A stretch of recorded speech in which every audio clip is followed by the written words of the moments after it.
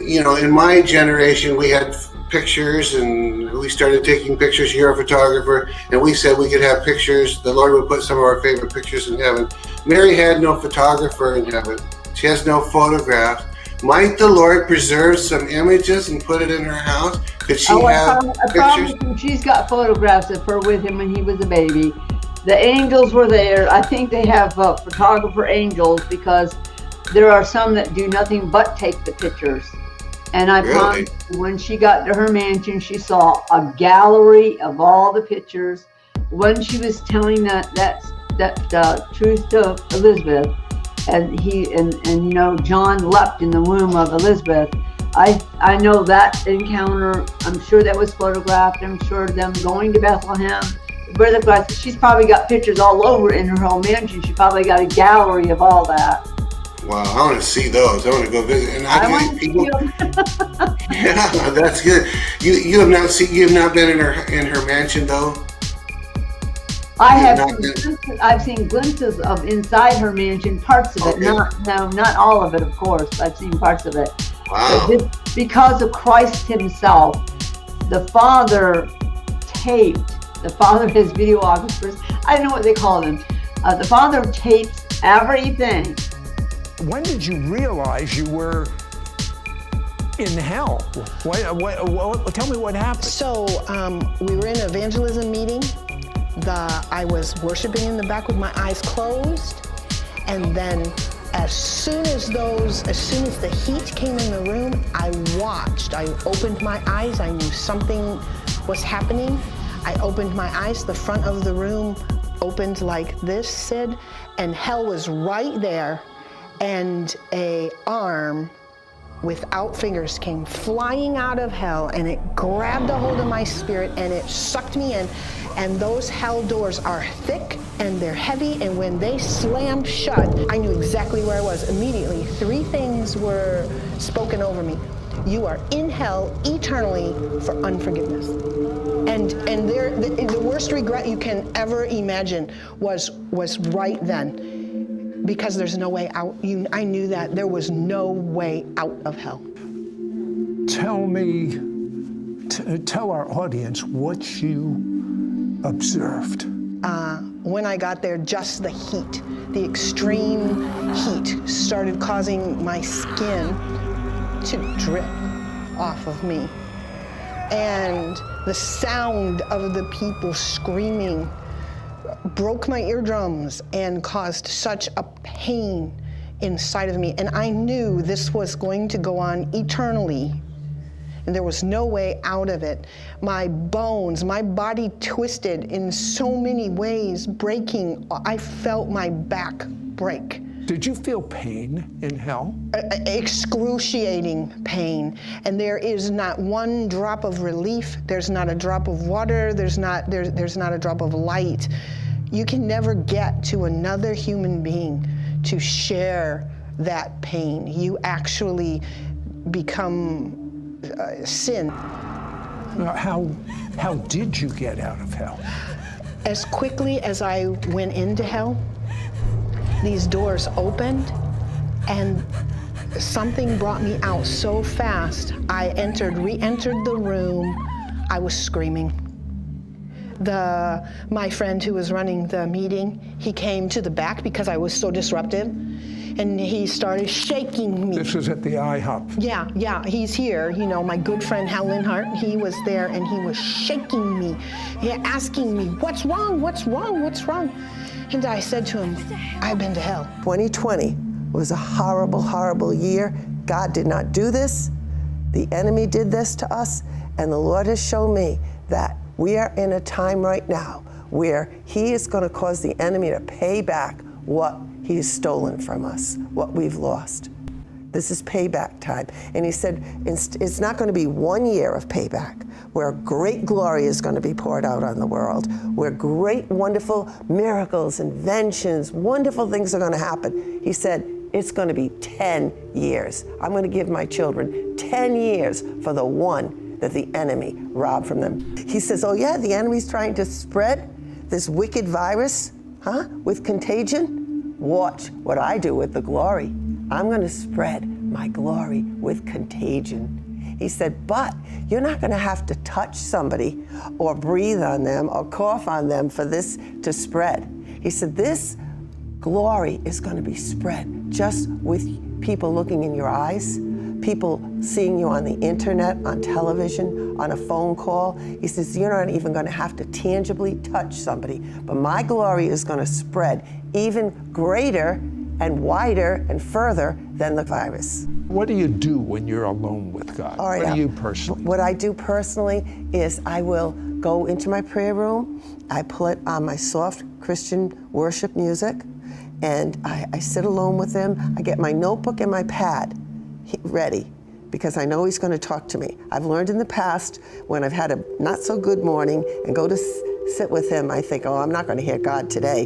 And I heard him say, as clear as anything, where's your pen and your pad? And then as I wrote them down, that helped my mind to focus. So I wasn't distracted thinking about cooking dinner, whatever. I'm just thinking about these words I'm hearing and writing them.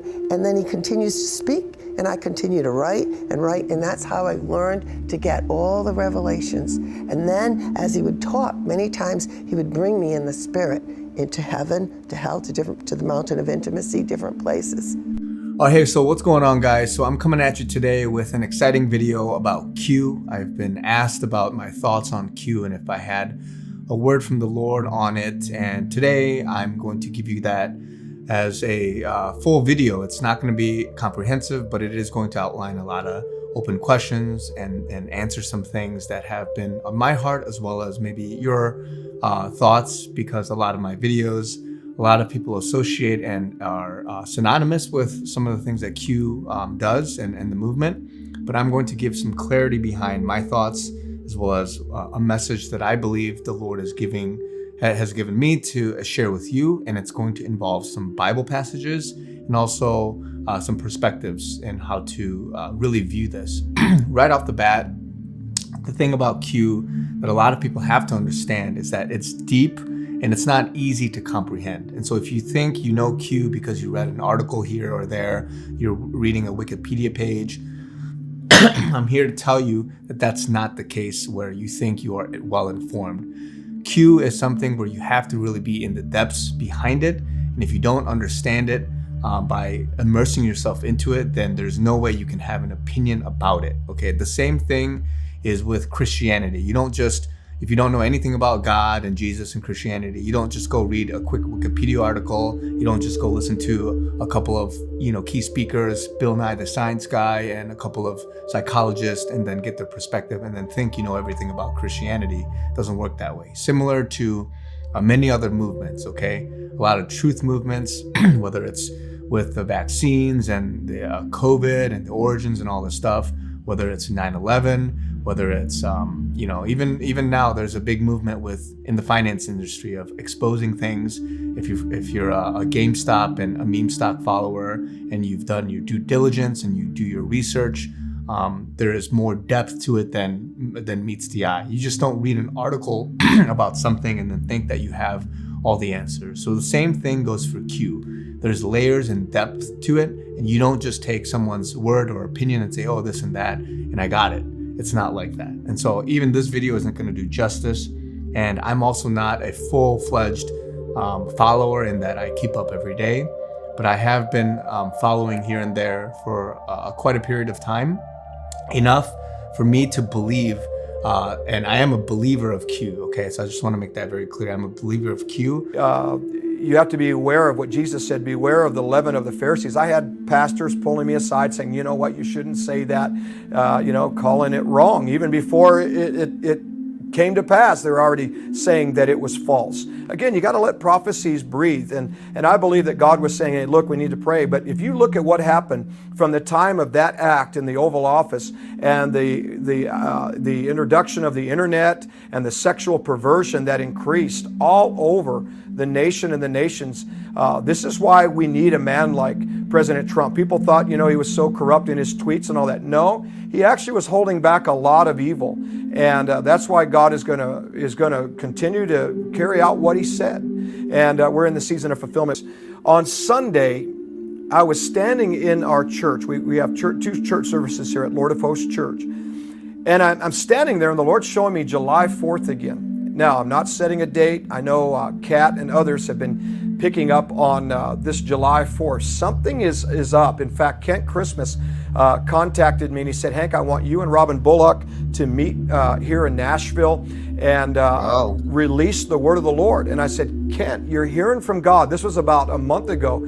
I said, the Lord's been dealing with me about the 4th of July. And I said, I'm not prophesying any specific event. I'm not, some people are thinking that's when maybe a return of the president would be. I'm not specifically saying that. If God specifically says it, I will repeat it.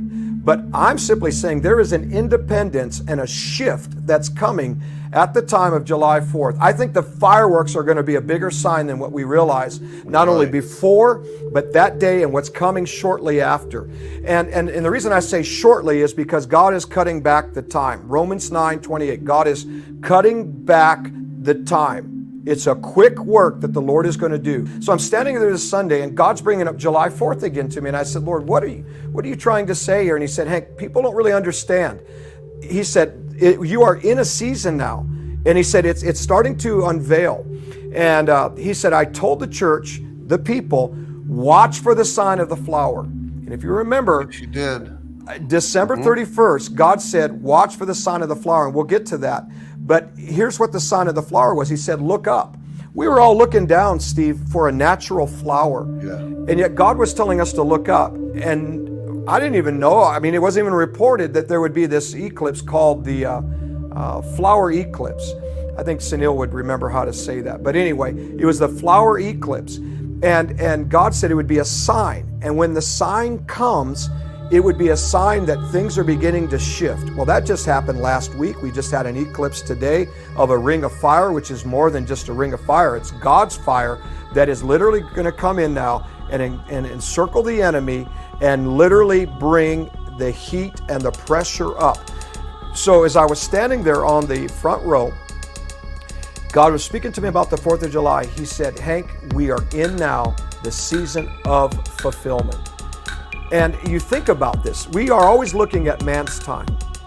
We have to learn to tell time by God's watch. Kat Kerr nailed it. God is a God of events. He's not subject to our time. He supersedes it, he interrupts it, disrupts time. That's God. He's outside of time.